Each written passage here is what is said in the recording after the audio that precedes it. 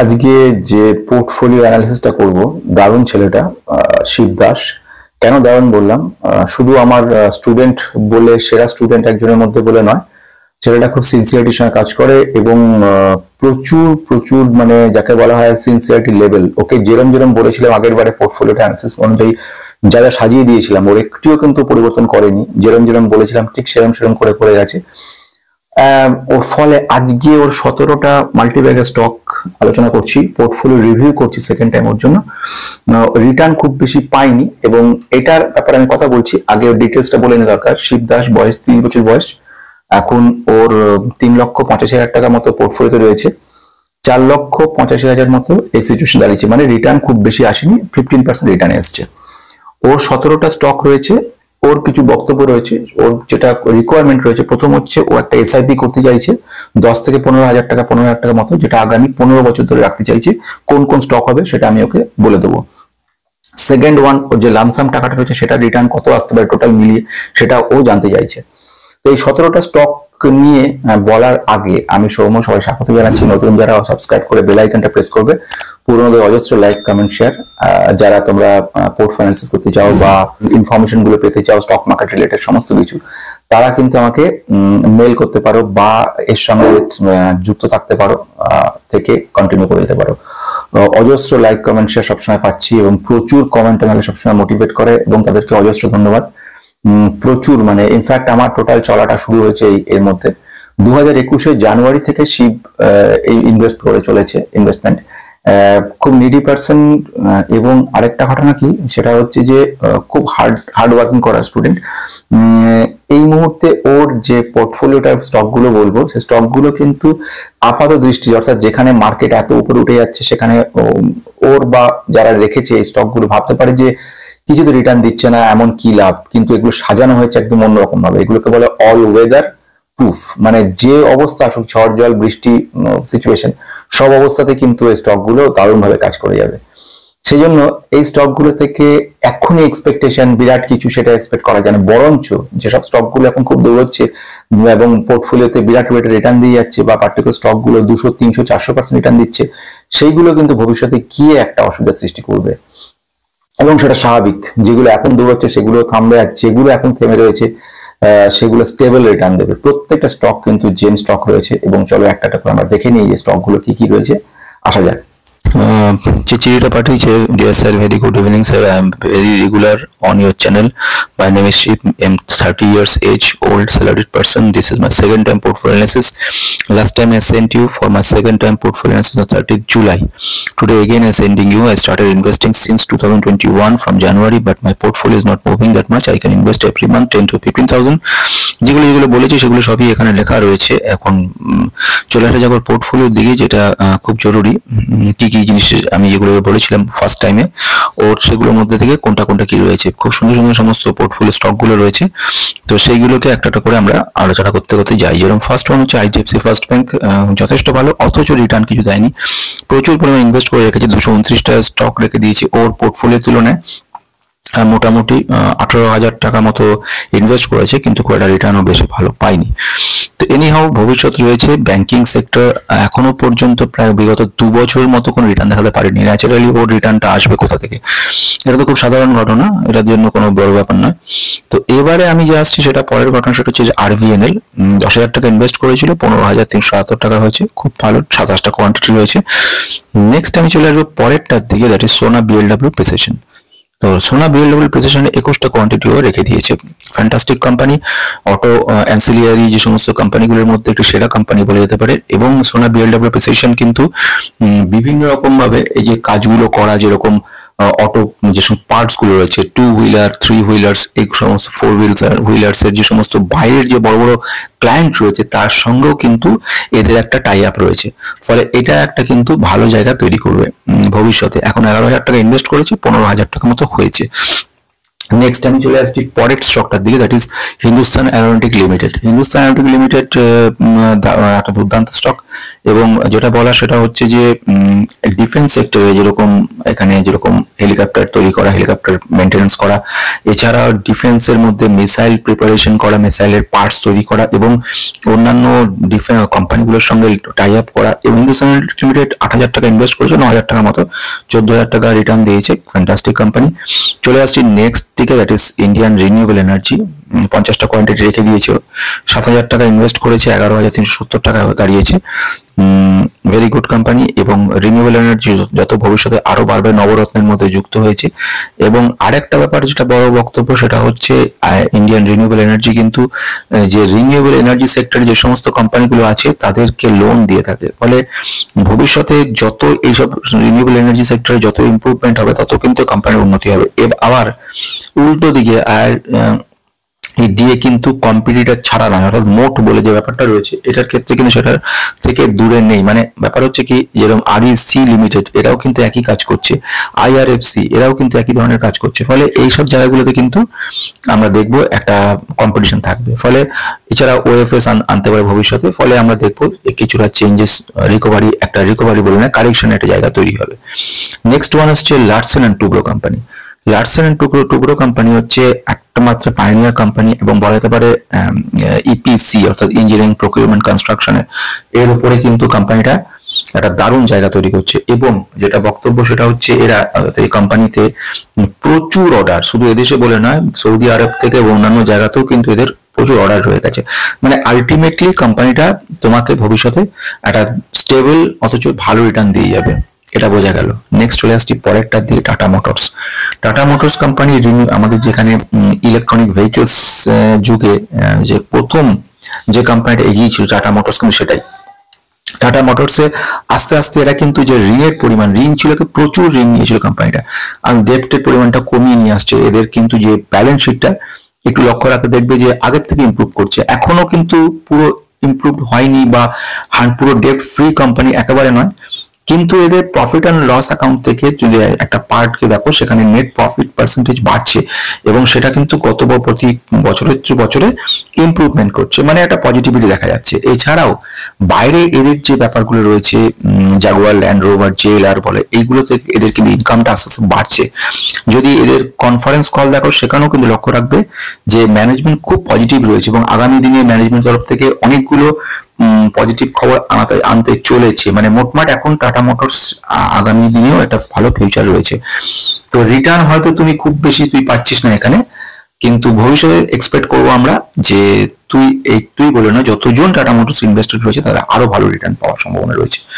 Next আমি চলে আসছি পরের দিকে, এটাও খুব ভালো স্টক গুলো রয়েছে। অ্যাভিনিউ সুপারমার্ট, প্রতিটা স্টক তোর বেছে দিয়েছি বা যেগুলো করে রেখেছি প্রত্যেকটা তোকে একটা ভালো রিটার্ন দিয়ে যাবে। তুই 5টা কোয়ান্টিটি রেখেছিস, 19,000 টাকা ইনভেস্ট করেছিস, 26,000 টাকা হচ্ছে, মানে ডবলের কাছাকাছি হয়ে গেছে, বেশ ভালো কথা। কোম্পানির সম্পর্কে বলার মানে কোনো বাহুল্য যে এত ভালো কোম্পানি এবং বহু বছর ধরে কাজ করে চলেছে এবং এদের একটা পর একটা আউটলেট যেগুলো তৈরি হচ্ছে, এদের যে প্রসেস এদের কাজ হয় সেই প্রসেসে কিন্তু এদের রিটার্ন জেনারেশনটা বেটার হয়, অর্থাৎ নিজেদেরই কনভেন্স, মানে এক একটা করে যেমন বিগ বাজার বা অন্যান্য ক্ষেত্রে শপিং মলের ক্ষেত্রে আলাদা জায়গায় থাকে, মানে একটা গ্রুপ থাকে যারা হচ্ছে আউটলেট থাকে, একটা অন্য গ্রুপকে দেওয়া থাকে যারা নিয়ে যায় জিনিসগুলো। এদের ক্ষেত্রে যে পজিটিভিটি গুলো রয়েছে এদের নিজেদেরই সবকিছু রয়েছে, ফলে এই যে এক্সপেন্সটা তুলনামূলকভাবে কম, 1 নাম্বার। 2 নম্বর, খুব পজিটিভ ওয়েতে এরা কিন্তু ম্যানেজমেন্ট রয়েছে, আগামী দিনও ভালো করবে এবং বেশ কিছু আউটলেট ওরা বাইরে খুলতে চলেছে, সে ব্যাপারে কথা চলছে। মানে আমরা যেটা ম্যানেজমেন্ট কল বা কনফারেন্স কল থেকে যে বক্তব্যগুলো রাখা হচ্ছে সেখানে আমি দেখছি, মানে মোটমাট সবকিছু মিলিয়ে মিশিয়ে একটা কথাই বলি, ভবিষ্যৎ ভালো রয়েছে। ব্যাস, এরপরে চলে আসি হ্যাপিয়েস্ট মাইন্ড টেকনোলজি। তুই 26টা কোয়ান্টিটি নিয়ে রেখেছিস, 22,000 টাকা ইনভেস্ট করেছিলি, কিন্তু এখন তো লস রয়েছিস, এটা মানে চিরকাল লস থেকে গেল আর এটা থেকে উন্নতি হবে না আর তোর রিটার্ন ভালো আসবে না, এসবগুলো কিন্তু মাথা থেকে ভুলে যায়। কেন ভুলে যায়? কারণ এই কোম্পানির কিন্তু যেটাকে বলা হয় গ্রোথ যথেষ্ট ভালো রয়েছে। আমি সেদিনও বলতাম, আজও বলছি, ভবিষ্যতে আমি বলে যাবো কোম্পানিটা সম্পর্কে, কোম্পানিটা কিন্তু খারাপ নয়, যথেষ্ট ভালো। এবং যারা এদেরকে যে ইমপ্রুভমেন্ট গুলো চলছে, আর্টিফিশিয়াল ইন্টেলিজেন্স এর কাজ বল, ক্লাউড নেটওয়ার্ক সিস্টেমের উপর কাজ বল, যেখানে কোম্পানিটা কিন্তু খুব ভালো জায়গায় রাখছে। শুধু দুটো পয়েন্ট এদের এই মুহূর্তে খারাপ জায়গা রয়েছে, খারাপ নয় মানে এদের হাতে কিছু নেই, মানে কোম্পানির দোষ নয় এটা। যেরকম আমরা বলতে পারি যে ওয়ার্ল্ড মার্কেট এদের ম্যাক্সিমামটা হচ্ছে ক্লায়েন্ট কনসেন্ট্রেশন রয়েছে, কিছু 2-3টা ক্লায়েন্টের উপরে ম্যাক্সিমাম রেভিনিউটা রয়েছে। ফলে এদের সেই ক্লায়েন্টগুলো যদি সেখানে রেভিনিউ তাদের সেরকম ভালো না আসে তাহলে কিন্তু এদের প্রফিটেবিলিটি একটা প্রবলেম দেখা যায়। দ্বিতীয়ত ইউএসএ মার্কেটের উপরে ডিপেন্ডেন্ট, ইউএসএ মার্কেটের ইমপ্রুভমেন্ট খুব বেশি না হওয়া পর্যন্ত কিন্তু এদের কিছু ভালো কিছু এখনই আশা করা যায় না। ম্যানেজমেন্ট তরফ থেকে যে পজিটিভিটি গুলো বলছে ওরা খুব আশাবাদী, আগামী দিনে অনেক ভালো কাজ করবে এবং তার রেজাল্ট আমরা কিন্তু ভবিষ্যতে দেখতে পারবো। তো এই আশা নিয়ে পরেরটার দিকে যাচ্ছি। টাটা পাওয়ার একটা অসাধারণ কোম্পানি, 44টা কোয়ান্টিটি কিনে রেখেছিস, 9,000 টাকা ইনভেস্ট করেছে, 18,000 টাকা, মানে 300%-এর মতো রিটার্ন মোস্ট প্রবাবলি তোকে দিয়ে দিয়েছে। এখান থেকে 200%-এর উপর রিটার্ন তোকে দিয়ে দিয়েছে। বেসিক্যালি কি হয়েছে, কোম্পানিটার কাজ কি, আগে এদের কাজ ছিল জেনারেশন, ম্যানুফ্যাকচারিং, জেনারেশন, সাপ্লাই এবং সেলস, ডিস্ট্রিবিউশন, সমস্ত কিছু হচ্ছে পাওয়ার সেক্টরের উপরে। কিন্তু এখন এরা কি করেছে, ইলেকট্রনিক ভেহিকলস এর যুগে ওরা কিন্তু চার্জিং স্টেশন লাগানো শুরু করেছে। কারণ চার্জিং স্টেশন নিয়ে ইউএসএ তে যে ইভি সেক্টরটা, গোটা ইভি সেক্টরের খুব বেশি সাকসেসফুল হতে পারেনি, তার কারণ ছিল এই চার্জিং স্টেশন।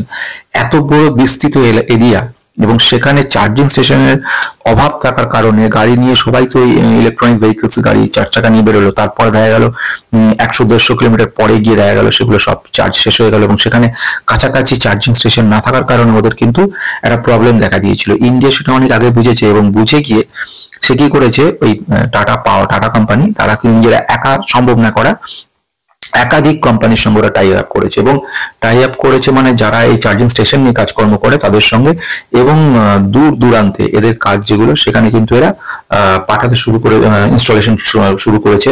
1,00,000 2025 সালের মধ্যে 1,00,000-এর বেশি চার্জিং স্টেশন ইনস্টল করার কথা ছিল, সেটা কিন্তু অলরেডি অ্যাচিভড হয়ে গেছে।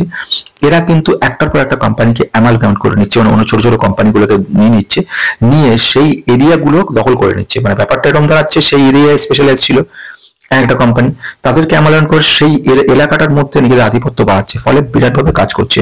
চার্জিং স্টেশন বলতে শুধু টাটা পাওয়ার কিন্তু একা নয়, এছাড়া অনেক বড় বড় কোম্পানি যুক্ত রয়েছে, এমনকি ইন্ডিয়ান অয়েল যাদের নিজস্ব পাম্প রয়েছে, পাম্পিং স্টেশন গুলো রয়েছে বিভিন্ন জায়গায়, পেট্রোল পাম্প গুলো রয়েছে, সেই পেট্রোল পাম্প রিলেটেড ওরা এই সুযোগটা নিচ্ছে।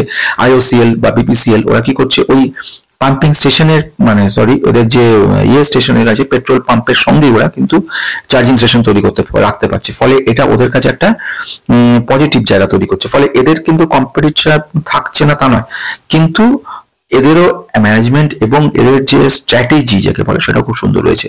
আইডিএফসি ফার্স্ট ব্যাংক এগুলো সব আগে কথা বলে নিয়েছি। নেক্সট আমি চলে আসছি পরেরটার দিকে আসছি বাজাজ ফাইন্যান্স, এনবিএফসি এর সেরা কোম্পানি, 53,000 টাকা ইনভেস্ট করেছিস, 58,000 টাকা হয়েছে, ফাইন, ভবিষ্যতে এক্সপেক্ট করা যায় ভালো করবে। আমি নেক্সট চলে আসছি ইনফোসিস, 44,000 টাকা ইনভেস্ট করেছি, এটা তো রিটার্ন কিন্তু আমার ভালো আসছে। আগের বারে তো আমাদের ইনফোসিস দেখেছিলাম গত 1.5-2 বছর ধরে তেমন রিটার্ন ভালো দিচ্ছিল না ডিভিডেন্ডটুকু দেওয়া ছাড়া, কিন্তু বিগত 6 মাস ধরে যদি একবার দেখবে ইনফোসিস কিন্তু রিটার্নটা দারুণ সুন্দর দেওয়া শুরু করে দিয়েছে এবং ফ্যান্টাস্টিক, মানে ভালো লাগছে যে ইমপ্রুভমেন্ট গুলো শুরু হয়ে গেছে। এ কিন্তু অনেকগুলো প্রজেক্টের সঙ্গে কাজ করছে, আর্টিফিশিয়াল ইন্টেলিজেন্স রিলেটেড কাজ, ক্লাউড কম্পিউটিং বেস কাজ, 4th জেনারেশন লেভেল কাজ, এমএল এআই লেভেলের কাজ, এইগুলোর উপরে কিন্তু প্রজেক্ট পেয়েছে এবং বিদেশেও বেশ কিছু প্রচুর প্রজেক্ট রয়েছে এতে, দেশে বিদেশে দুটোতেই রয়েছে। দেশেও ডোমেস্টিক ডিমান্ড প্রচুর রয়েছে, বাইরে রয়েছে। যেহেতু লার্জ ক্যাপ কোম্পানি তাই জন্য তুমি রিটার্ন দেখতে পাচ্ছ না, যদি এটা স্মল ক্যাপ হতো দেখতে এতদিনে কত গুণ রিটার্ন দিয়ে দিত। বরুণ বেভারেজ লিমিটেড আরেকটা সুন্দর কোম্পানি, 28টা কোয়ান্ট শেয়ার কিনেছে, বেসিক্যালি স্প্লিট দিয়েছে, 43,000 টাকা ইনভেস্ট করেছে, এখন সেটা কিন্তু 41,811 টাকা দাঁড়িয়েছে। এনিহাও ভবিষ্যতে রিটার্ন পাবি। এখন দীপক নাইট্রেটে চলে আসছি। দীপক নাইট্রেট 13টা কোয়ান্টিটি নিয়ে রেখেছিলি, 28,000 টাকা ইনভেস্ট করেছিস, এখন সেটা 38,000 টাকা হয়েছে, ভালো প্রফিটেই রয়েছে, সেটাতে অসুবিধা কিছু নেই। নেক্সট আসছে কেপিআই গ্রিন এনার্জি। দীপক নাইট্রেটকে বলার মতো বা বরুণ বেভারেজকে বলা বহুবার বলেছি, দুটোই অসাধারণ কোম্পানি। বরুণ বেভারেজ লিমিটেড যেরকম 1990 সাল থেকে পেপসিকো কোম্পানি টোটাল ফ্র্যাঞ্চাইজি নিয়ে আসছে এবং সারা বিশ্বের মধ্যে সব থেকে বড় ফ্র্যাঞ্চাইজি কিন্তু ভিভিএল নিয়ে রেখেছে, অসম্ভব ভালো এদের গ্রোথ রয়েছে। এফএমসি সেক্টর যেখানে একটা সময় ছিল একেবারে শুয়ে গেছিল, সেখানে ভিভিএল কিন্তু দুর্ধর্ষ রিটার্ন দিয়ে গেছে আমাদেরকে, মানে একটা চমকে যাওয়া রিটার্ন। এদের রিজার্ভস দেখলে চমকে যাবে, দুর্দান্ত, মানে আনবিলিভেবল, যথেষ্ট বড় অপারেটিং প্রফিট মার্জিন 22%-এর উপরে রেখেছিল এবং মানে মিলিয়ে মিশিয়ে সব দিক থেকে একটা দুর্ধর্ষ এবং বেসিক্যালি যা হয় এই কোম্পানির একটা যথেষ্ট ভালোভাবে এগিয়ে চলে ম্যানেজমেন্ট তরফ থেকে বেশ কিছু পজিটিভ খবর রেখেছে, মানে ধরে রাখতে পারিস এই অবস্থায় ভিবিএল তোকে ভবিষ্যতেও কিন্তু ভালো রয়েছে। লার্জ ক্যাপ কোম্পানি ম্যাক্সিমাম ঘেসে রাখা, ফলে তোর কষ্টার্জিত টাকাটা কিন্তু নষ্ট হবে না, বা একটা সময় এরকম আসবে না হয়তো রিটার্ন তুই কম পাচ্ছিস ভাবে মনক্ষুণ্ণ হতে পারিস সামান্য হলেও বা বেশি হলো যে আমি রিটার্নটা কম আসছে কেন, কিন্তু আলটিমেটলি এটা থেকে কিন্তু পজিটিভিটি আসবে ভবিষ্যতে। কেপিআই গ্রিন এনার্জি 39,000 টাকা ইনভেস্ট করা রয়েছে, 36,645 তোর এখন দাঁড়িয়ে আছে এখানে। ভালো কোম্পানি, 42টা কোয়ান্টিটি রেখে দিয়েছিস, এক্সপেক্ট করা যায় ভবিষ্যতে কিন্তু ভালো করবে। এখন কেপিআই গ্রিন এনার্জি এই সিচুয়েশনে খুব একটা ভালো দিচ্ছে না, এনিহাও ভবিষ্যতে এক্সপেক্ট করবো। কেপিআই টেকনোলজি, এইচডিএফসি ব্যাংক নিয়ে আগে কথা বলছি, যেটা সেটা হচ্ছে যে রিটার্ন পার্সেন্টেজ ভালো দিচ্ছে না, তাও তোর মোটামুটি কিছু দেখেছিস অনেকের ক্ষেত্রে রিটার্ন তেমন এখনো নেই, কোম্পানি ভালো কোম্পানি। নেক্সট যদি বলি কেপিআই টেকনোলজিও একটি অসাধারণ কোম্পানি এবং আইটি সেক্টরের অটোমোবাইল ইন্ডাস্ট্রির সঙ্গে যুক্ত রয়েছে। কেপিআইটি ডাইরেক্টলি সার্ভিস রিলেটেড কাজকর্মগুলো করছে, মানে এরকম ধরনের রিসার্চ এবং ডেভেলপমেন্ট ব্যাপার নিয়ে রয়েছে অটোমোবাইল সেক্টরের, যেখানে যত অটোমোবাইল ইন্ডাস্ট্রিজ ইমপ্রুভমেন্ট হবে তত কিন্তু আমরা দেখতে পাবো কেপিআই টেকনোলজি ইমপ্রুভমেন্ট হবে। ড্রাইভারলেস কার চালানো, সিগন্যাল গুলোকে চেকিং করা এবং সেখানে আর্টিফিশিয়াল ইন্টেলিজেন্সকে কিভাবে কাজে লাগিয়ে গাড়ি টোটাল ব্যবস্থাটা করা, ইনফ্যাক্ট গাড়ি রিপেয়ারিং গুলো করা থ্রু মেশিন, এবং সেখানে without intervention of any human being, সেখানে কিভাবে কি করা যায়, কিভাবে রিপেয়ারিং অটো রিপেয়ার করে দেওয়া যায়, কিভাবে কোনো জায়গাতে সমস্ত রকম ডেটা ট্রান্সফার করা, এভরিথিং, মানে রিসার্চ ডেভেলপমেন্ট টিম হচ্ছে সাংঘাতিক, এদের কাজকর্মের লেভেল দুর্ধর্ষ এবং আগামী দিনেও কিন্তু এর একটা পজিটিভ ব্যাপার আমরা দেখতে পারবো। তো আজকের মতো এই সমস্ত স্টক 17টা স্টক নিয়ে কথা বললাম। তুই নিশ্চয় থাকছিস, এখন তো রিটার্ন পার্সেন্টেজ 15% মাত্র পাচ্ছিস, কিন্তু এটা তোকে যেদিন সিচুয়েশন তো আসবেই, মার্কেট তো চিরকাল দৌড়াবে না, যখন মার্কেট পড়তে থাকবে তখন দেখবি এটা রিটার্ন পার্সেন্টেজ কিন্তু অতটা তোকে প্রবলেম করবে না।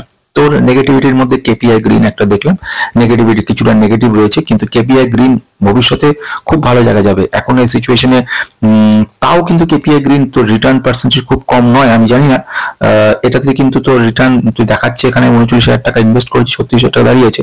কেপিআই গ্রিন কিন্তু রিটার্ন পার্সেন্টেজ কম নয়, বিগত এক বছর রিটার্ন দিয়েছে 195%, আনবিলিভেবল। এবং হয়তো এক মাসের মধ্যে কারেকশন, ইয়েস এক মাসের মধ্যে কারেকশনটা হয়েছে, কিন্তু আলটিমেটলি কিন্তু লং রান তো এক বছর রিটার্ন দারুণ, 5 বছর রিটার্ন 812। বুঝতেই পারছিস কোম্পানিটাকে নিয়ে মন খারাপ করার কিছুই নেই, কারণ কোম্পানি ভবিষ্যতে আবার তোকে দুর্দান্ত রিটার্ন দেবে। ভবিষ্যতের দিকে তাকিয়ে আমাদের কাজকর্ম কিন্তু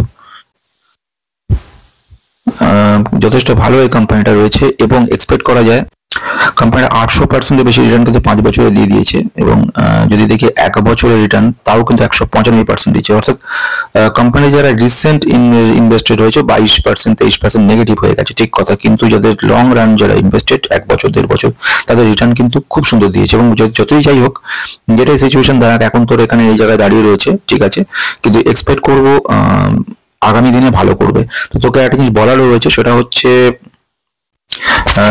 যে সবসময় চেষ্টা রাখবি ইনভেস্ট যেটাতে করে রেখেছিস সেগুলো সবগুলোই ভালো জায়গায় রয়েছে, ভবিষ্যতে ভালো করবে।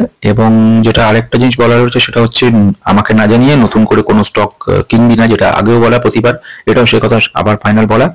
এবং কখনো মানে এরকম ব্যাপার দাঁড়াচ্ছে যে মেম্বারশিপ নিয়ে সবসময় কন্ট্যাক্টে রাখবি। এবং তোর এবার বক্তব্য আসি, তোর পোর্টফোলিওটা দেখে নেওয়া হলো, পোর্টফোলিওর মধ্যে সুন্দর সুন্দর সব স্টক গুলো রয়েছে, প্রতিটি ভালো এবং সুন্দর সাজিয়েছিস যেগুলো, সেটা সবচেয়ে বড় কথা একটা। সেটার মধ্যে সেটা যখন banking sector, IDFC, HDFC bank, Bajaj finance, এনবিএফসির মধ্যে রয়েছে, আইটির মধ্যে রেখেছিস পিএস মাইন্ড, ইনফি, কেপিআইটি, আরভিএনএল। বেসিক্যালি কি হয় তোর ক্ষেত্রে, বা যারা অলরেডি সেকেন্ড রিভিউ চলে গেছে তাদের কিন্তু স্টক গুলো বাদ দেওয়ার জায়গা থাকে না। এবং দ্বিতীয়ত ব্যাপার সেটা হচ্ছে যে স্টক গুলো বলে দেওয়া আছে অন্ধের মতো, সেইগুলোকে কন্টিনিউ করে দেওয়াটা উচিত ইন দ্য সেন্স এই কারণে এগুলো থেকে আলটিমেটলি বড় রিটার্ন ভবিষ্যতে পাওয়া যেতে পারে। বোঝা গেল? এবার আসছে সেকেন্ড ফেজ, হচ্ছে এইচডিএফসি ব্যাংক রাখছিস, এইগুলোকে এসআইপি করে যাবি। এবারে কি হচ্ছে ওদের মধ্যে, মানে তুই এটা বলেছিস 15,000 এর মধ্যে রাখার চেষ্টা করছি। এইচডিএফসি ব্যাংকে প্রথমে রাখছিস, টাটা মোটরস কে রাখছিস, হলো টাটা মোটরস হয়ে গেল। নেক্সট টাটা পাওয়ার রাখছিস রিনিউয়েবল এনার্জির মধ্যে।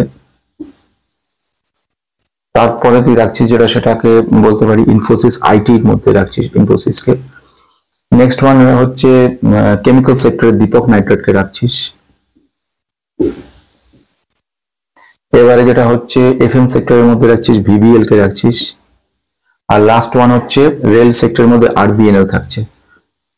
এইগুলো হচ্ছে তোর মোটামুটি 1 2 3 4 5 6 7টা, এইগুলোকে তুই মোটামুটি রেখে দিচ্ছিস তোর পোর্টফোলিওতে এসআইপি করার জন্য। এটা মানে কিন্তু বাকিটা ফলো করো না, ওর পোর্টফোলিও যেরকম সেরকম ধরনের আমি তৈরি করে দিচ্ছি, no buy or sell recommendation.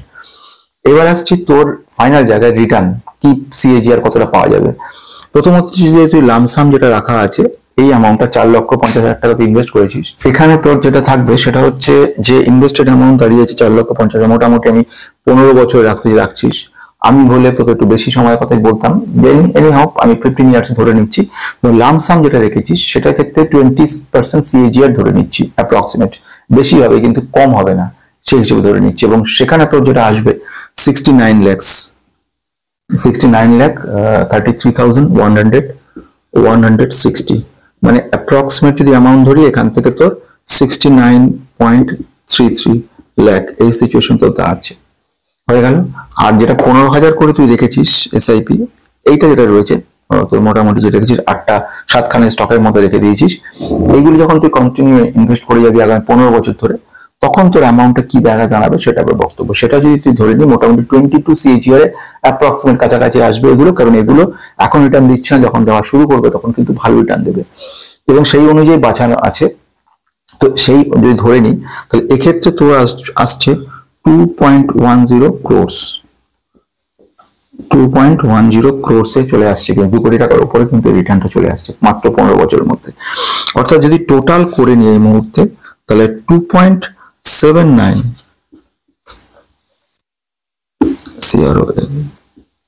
এটা তোর হচ্ছে এই মুহূর্তে রিটার্ন, আগামী 15 বছরের মধ্যে রিটার্নটা চলে আসার কথা। এর থেকে বেশি আসতে পারে অথবা সামান্য কিছু কম আসতে পারে, কিন্তু কাছাকাছি টার্গেট চলে যাবে, কারণ রিটার্ন পার্সেন্টেজ বা এইসব স্টকগুলো এত ভালো জায়গায় রয়েছে। ভবিষ্যতে কারেকশন আসবে কিন্তু এগুলোর কারেকশন আসবে না। কেন আসবে না? কারণ নট অনলি এগুলো লার্জ বলে নয়, এগুলোর যে ক্যাপাবিলিটি এগুলো কিন্তু সেরকম ভাবে দৌড়ানি, আরভিএনএল ছাড়া বাকিগুলো কিন্তু অন অ্যান অ্যাভারেজ দৌড়েছে, বোঝা যাচ্ছে। তো সেই হিসেবে কিন্তু এই জায়গাটা তৈরি হচ্ছে। তো এই হলো আজকের মোটামুটি ব্যাপার। তুই একটা মেম্বারশিপ নিয়ে থাকতে পারিস। মেম্বারশিপের তুই যে প্রশ্নগুলো করছিস, ভ্যালুয়েশন চেকিং করা, রিটার্ন ক্যাপিটাল, রিটার্ন ইকুইটি, সমস্ত কিছু কিন্তু ওর মধ্যে দেওয়া আছে। আর ভ্যালু শুধু এই জন্য নয়, মেম্বারশিপটা হচ্ছে সবসময় প্রয়োজনীয়, তুই মেম্বারশিপ রেখেওছিস আমি জানি। এখন যেটা বক্তব্য সেটা হচ্ছে আগামী দিন ওয়েট করা এবং আগামী সিচুয়েশন পজিটিভিটি নিয়ে আশা নিয়ে আজকের মতো শেষ করছি।